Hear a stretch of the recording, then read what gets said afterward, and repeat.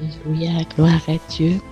Je veux dire à quelqu'un ce matin que tu es la clé de ta famille. Tu es la clé que Dieu veut utiliser pour ta famille.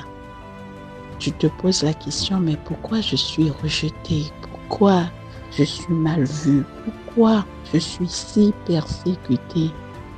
C'est parce que le projecteur de Dieu est tellement fort sur toi que l'ennemi t'a repéré et essaye de te décourager.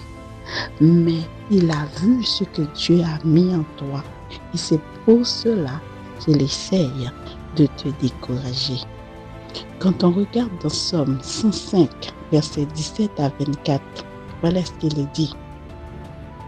Il envoya devant eux un homme, Joseph fut vendu comme esclave. On serra ses pieds dans des liens, on le mit au fer jusqu'au temps où arriva ce qu'il avait annoncé et où la parole de l'Éternel l'éprouva.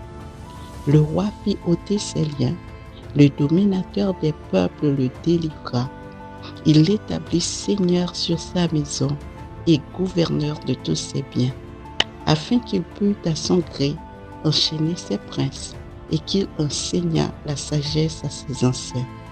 Alors Israël vint en Égypte et Jacob séjourna dans le pays de Cam. Il rendit son peuple très fécond et plus puissant que ses adversaires.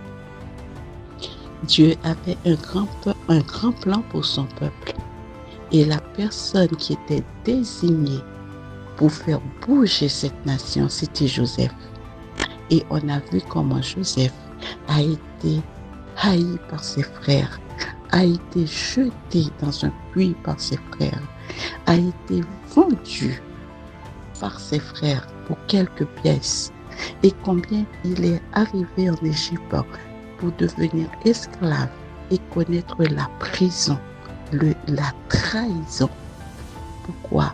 Parce que Dieu voulait l'utiliser pour son peuple, pour faire de grandes choses pour son peuple. Donc aujourd'hui, tu te poses la question, mais qu'est-ce qui m'arrive? Tu es un enfant de Dieu. Dieu t'a choisi pour que tu deviennes leader de ta famille, leader de ta génération. Donc l'ennemi n'est pas content. Ne te décourage pas à cause de cela, mais fais confiance à Dieu.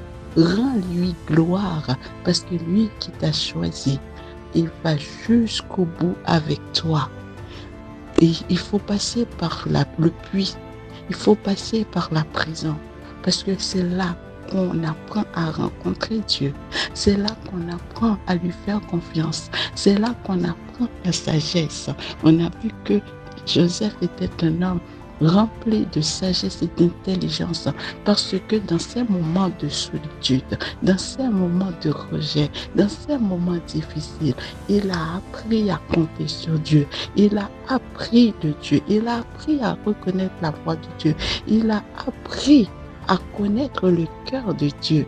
Et quand il est arrivé là où il devrait être, là où Dieu l'avait destiné à être, il était qualifié pour son travail. Donc, ce chemin que tu passes aujourd'hui, c'est le chemin qui t'apprend à devenir ce que Dieu veut que tu sois. Ne sois pas découragé, mais lève la tête et glorifie ton Dieu. Rappelle-toi de David. Dieu l'avait qualifié pour élever tout un peuple, toute une nation qui pouvait tourner le regard vers Dieu. Et on a vu après le gouvernement de David, quand on lit la Bible, on voit toujours chaque roi qui arrive, il a dit, ce roi a marché selon le cœur de son père David. Il a marché dans la voie de son père David. Donc comment ta génération marchera dans la voie de l'Éternel si toi, tu n'as pas été corrigé, si tu n'as pas été challenger, pour chercher Dieu, pour avoir cette relation avec Dieu, pour pouvoir marcher dans les moments difficiles, dans les moments, des situations comme David a connu, des moments de guerre, des moments de défi, pour rester tellement fidèle avec Dieu jusqu'à ce que Dieu va dire, je trouve en David un homme selon mon cœur. Donc Dieu veut que tu passes par ces chemins pour que toi aussi, tu deviens une référence pour ta famille, pour la génération future.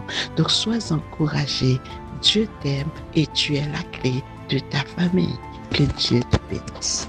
Amen.